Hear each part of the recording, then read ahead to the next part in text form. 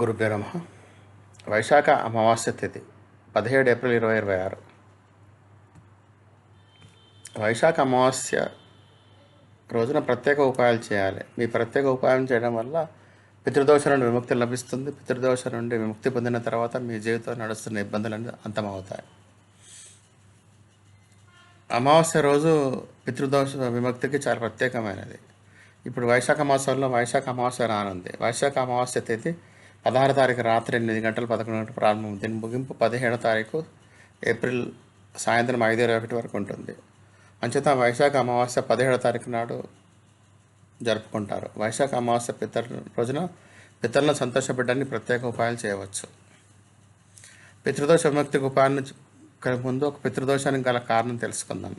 ఎవరి పూర్వీకులు ఆత్మశాంతికి లభించకపోతే వారి వల్ల పితృదోషం కలుగుతుంది. కుటుంబంలో ఎవరికైనా అకాల మృత్యు సంభవించడం వల్ల పితృదోషం కలుగుతుంది.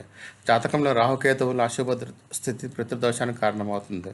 పితృదోష విముక్తి కోసం తర్పణము, పిండదానము దానం చేయాలి. పితృదోష విముక్తి కోసం వైశాఖ అమావాస్య రోజున ప్రత్యేక ఉపాయాలు చేయవచ్చు. వైశాఖ అమావాస్య నాడు ప్రత్యేక ఉపాయాలు చేయండి. రావి చెట్టు పూజ. రావి చెట్టులో పితరులు నివసిస్తారని భావిస్తారు. వైశాఖ అమావాస్య రోజున రావి చెట్టుకు వేరు నీళ్లు పోయండి మరియు 7 సార్లు ప్రదక్షిణ చేయండి. మీరు వైశాఖ అమావాస్య రోజు సాయంత్రం రావి చెట్టు కింద ఆవాల నూనె దీపం వెలిగించండి. ఈ ఉపాయం వల్ల పితరులు సంతోషపడతారు. దక్షిణ దిశలో దీపం. శాస్త్రాల ప్రకారం దక్షిణ దిశను పితరుల దిశగా భావిస్తారు. మీరు వైశాఖ అమావాస్య రోజున ఇంటి దక్షిణ దిశలో దీపం వెలిగించాలి. పితరుల నామంతో దీపం వెలిగించడం వల్ల పితృదోష నుండి విముక్తి తొలగిపోతుంది. అమావాస్య రోజు దానం చేయండి.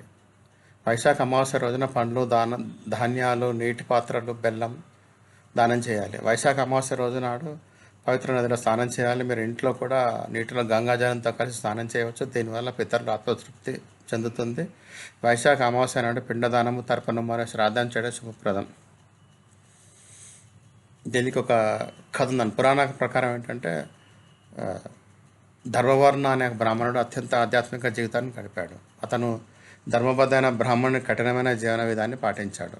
కలియుగంలో ఆ రోజుల్లో చేసే కర్మకాండ అంటే కలియుగంలో ఏ కర్మకాండ లేదా యజ్ఞం కన్నా విష్ణునామ జపమే ఎక్కువ పుణ్యాన్ని ఇస్తుందని చెప్పేసి కొందరు అతనికి చెప్పారు. దాంతో అతను మనసు మార్చుకొని జీవితం మార్చుకొని నామజపాన మార్గాన్ని అనుసరించి లౌకిక జీవితాన్ని త్యజించి సన్యాస దీక్ష స్వీకరించాడు. పితృలోకానికి చేరుకున్న తర్వాత అతను పూర్వీకులు తీవ్రమైన బాధ మరియు నిరాశలో ఉండడాన్ని చూశాడు. అతని పరిత్యాగం వల్ల తమకి దుస్థితి ఏర్పడిందని, పితృకర్మలు చేయడానికి ఎవరు మిగలలేదని వారు చెప్పారు. వారి దుస్థితికి చెల్లించిపోయిన అతడు తిరిగి గృహస్థ జీవనాన్ని స్వీకరించి కర్మకాండలు నిర్వహించి తన పూర్వీకుల శాశ్వత శాంతిని పొందేందుకు సహాయపడ్డాడు. అందుచేత మీరు కూడా పితృతాలకు తర్పణ అర్పించి దానధర్మాలు చేసుకుని పుణ్యం సంపాదించుకోవాలని ఆశ. దయచేసి షేర్ చేయండి, సబ్స్క్రైబ్ చేయండి, లైక్ చేయండి, కామెంట్ చేయండి. ధన్యవాదాలు.